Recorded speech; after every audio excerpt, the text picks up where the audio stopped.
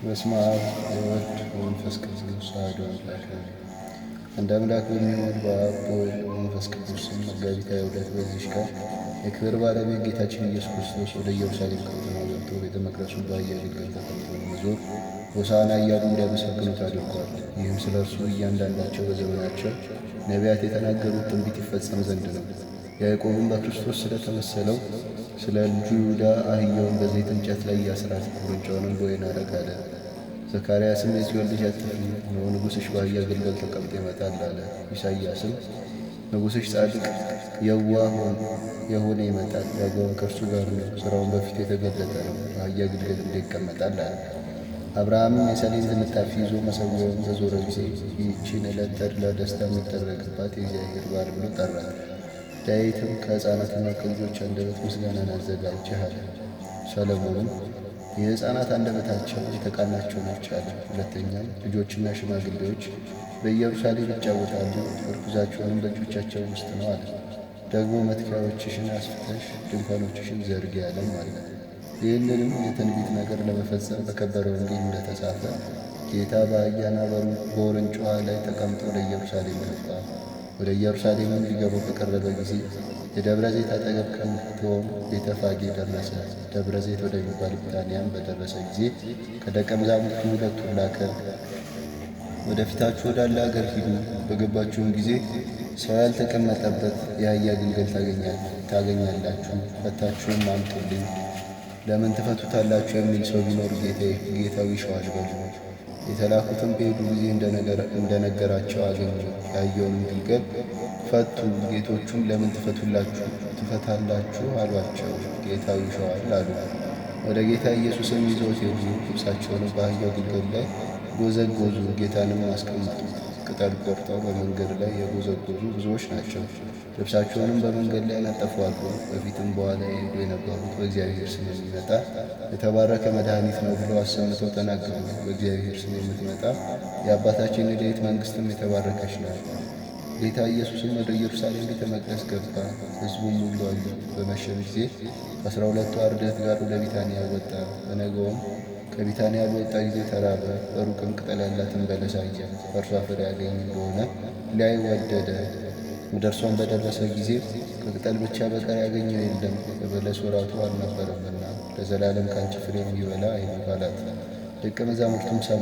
ወደ ኢየሩሳሌም ደርሶ ወደ ቤተ መቅደስ ገባ። በምኵራቡም ግቢ የሚገበያዩትን ያስወጣ ጀመረ። የለዋጮችንም ሰደቃቸውን ገለበጠ፣ እርግብ የሚሸጡትንም ወንበራቸውን ወደ ምኵራብ ለንግድ ገንዘብ ይዘው እንዳይገቡ ከለከለ። ቤቴ ለአሕዛብ ሁሉ የጸሎት ቤት ይሁን የሚል ጽሑፍ ያለ አይደለምን? እናንተ ግን የሌቦችና የወንበዴዎች ዋሻ አደረጋችሁት ብሎ አስተማራቸው። ዮሐንስም እንዲህ አለ፣ አልዓዛርን ከሙታን ለይቶ ካስነሳው በኋላ በነገውም እሑድ ለበዓል የመጡ ሰዎች ጌታችን ኢየሱስ ክርስቶስ ወደ ኢየሩሳሌም እንዲመጣ በሰሙ ጊዜ የሰሌን ዛፍ ዝንጣፊ ይዘው ከኢየሩሳሌም ፈጥነው ወጡ። በእግዚአብሔር ስም የሚመጣ ከአርያም የተገኘ መድኃኒት የእስራኤል ንጉሥ የተባረከ ነው እያሉ እየጮኹ ተቀበሉት። ጌታችን ኢየሱስ ክርስቶስም የአህያ ግልገል አገኘ፣ ተቀመጠበትም። እንደተጻፈ እንዲህ አለ፣ የጽዮን ልጅ አትፍሪ፣ እነሆ ንጉሥሽ በአህያ ግልገል ተቀምጦ ይመጣል። አስቀድሞ ግን ደቀ መዛሙርቱ ይህ ነገር አላወቁም ነበር። ጌታ ሳይሰቀል ጌታ በተሰቀለ ጊዜ ይህ የተጻፈ ስለ እርሱ እንደሆነ ያን ጊዜ አወቁት እንጂ። እንዲህም አደረገለት፣ አልዓዛር ብሎ ከሙታን ለይቶ ባስነሳው ጊዜ ከእርሱ ጋር የነበሩ ሰዎች መሰከሩበት። ስለዚህ ሕዝቡ አመኑበት፣ ያደረገውን ተአምራት ሰምተዋልና። የሕፃናቱን ምስጋና ደግሞ አልዓዛርን ማስነሳቱ። የካህናቱ አለቆችና ፈሪሳውያን ግን እርስ በርሳቸው የምታገኙት ረብዕ ጥቅም እንደሌለ አታውቁምን? እነሆ ሰው ሁሉ አመነበት አለ። ማቴዎስና ማርቆስ የሰሌንን ነገር አላወሱም። ሌሎች ከእንጨቶች ቅጠሎችን እየቆረጡ በመንገድ ውስጥ ጎዘጎዙ አሉ እንጂ። ሉቃስም ቅጠልን ወይም ሰሌንን አላወሳም። ሲሄዱ ልብሳቸውን በመንገድ ላይ ጎዘጉዙ ነበር አለ እንጂ። ዮሐንስ ግን ለብቻው ከኢየሩሳሌም ከሰሌን ዛፍ ላይ ዘንባባ ቆርጦ ያዙ አለ። ሰሌኑም በኢየሩሳሌም አልነበረም። ጌታችን ሕፃን ሆኖ ሳለ ወደ ግብፅ በወረደ ጊዜ ከእናቱ ብርክት ቅድስት ከሆነች ከእመቤታችን ድንግል ማርያም ጋር ስሙኔን ከሚባል አገር ደረሱ። ከዚያም ሰሌን አገኙ። ጌታችንም ከስሯ ተነቅላ ሄዳ በደብረ ዘይት ላይ እንድትተከል አዘዛት። ያን ጊዜ ወደ አህያ ወጥታ በረረች። ሄዳም በዚያ በደብረ ዘይት ተተከለች። ከእርሷም ወስዶ የክብር ባለቤት ጌታችን ኢየሱስ ክርስቶስን ተቀበሉት። ጌታችንም የሆሳዕናን ዕለት ባሳየ ጊዜ የአይሁድ ወገን ቅናት ይዟቸው በሚገድሉት ገንዘብ ምክንያት ፈለጉ። ለእርሱ ምስጋና ይሁን፣ በእኛም ላይ ይቅርታው ቸርነቱ ይደረግልን ለዘላለሙ አሜን። በዚህችም ዕለት የከበረ መንፈሳዊ አባት የኢየሩሳሌም ኤጲስቆጶስ አባ ቄርሎስ አረፈ።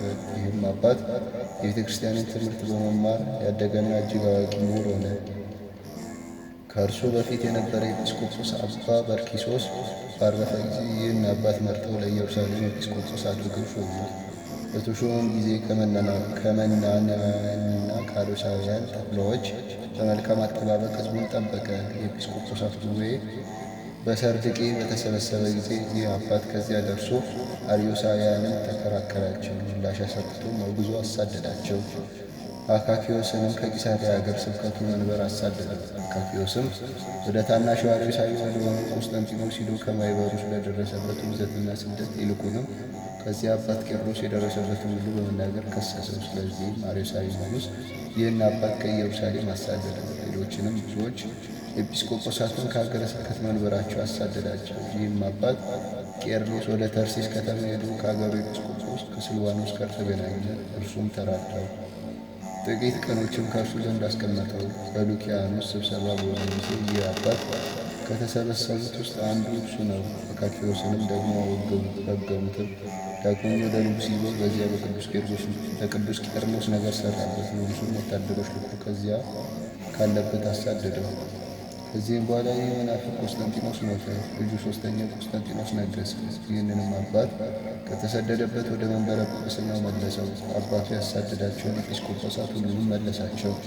ይህም አባት የተረፈውን ዘመን በሰላምና በጸጥታ ኖረ። ታላቁ ቴዎዶስዮስም በነገሠ ጊዜ ስለ መቅዶንዮስ፣ ስለ ሰባልዮስ እና ስለ አቡኒጋሪዮስ በቁስጥንጥንያ 150 ኤጲስቆጶሳትን በአንድነት ሰበሰበ። ይህም አባት በጉባኤው ውስጥ አንዱ እርሱ ነበር። መናፍቃንን መመለስን እምቢ ባሉ ጊዜ ወገኖቹ ጋር ረገማቸው፣ አጉዞም ለያቸው። ሃይማኖትን ያቀኑ 318 በሰሩት በጸሎት ሃይማኖት ላይ ለመንግሥቱ ፍጻሜ የለውም ከሚለው ቀጥሎ እንዲህ የሚል ጨመረ። የባሕሪ ገዢ በሚሆን በሚያድን በመንፈስ ቅዱስ እናምናለን። ከአብ የተገኘ ከአብ ከወልድ ጋር እንድሰግድለት እናመሰግነውን በነቢያት አድሮ የተናገረ ሐዋርያት ሰብስበው ከአንድ ባደረጓት ከሁሉ በላይ በምትሆን ክብርት ንጽሕት ጽሕነት ልዩ በምትሆን በአንዲት ቤተ ክርስቲያን እናምናለን። ኃጢአት በሚሰረይባት በአንዲት ጥምቀት እናምናለን። የሙታንንም መነሳት ተስፋ እናደርጋለን፣ የሚመጣውንም የዘላለም ሕይወት። ከዚህም በኋላ ይህ አባት በመንፈስ ቅዱስ ተቃኝቶ ብዙ ድርሳናትንና ተግሣጻትን ደረሰ። ሁለተኛም ስለ ጸሎት ሃይማኖትና ስለ ትርጓሜው ሌላ በውስጡ 18 ያህል ድርሳን ያለው መጽሐፍ ደረሰ። እርሱም ጥበብን እውቀትን ሁሉ የተመላ እጅግ የሚጠቅም ነው። ቅስናውን መንበር 33 ዓመት ከኖረ በኋላ በሰላም አረፈ። ጸሎቱን ትገኝ በረከቱ ከእኛ ጋር በዘላለም ትኑር አሜን።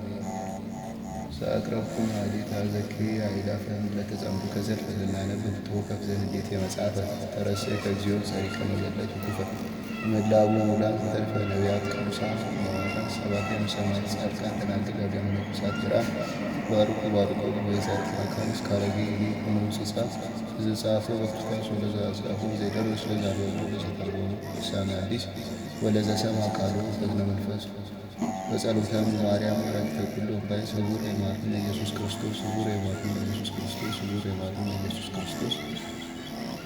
አቤቱ አምላካችን እግዚአብሔር በስንክሳር ካነበብናቸው ከቅዱሳኖቹ ረድኤት በረከትን ከፍለን ዘንድ ቅዱስ ፈቃድ ይሁንልን።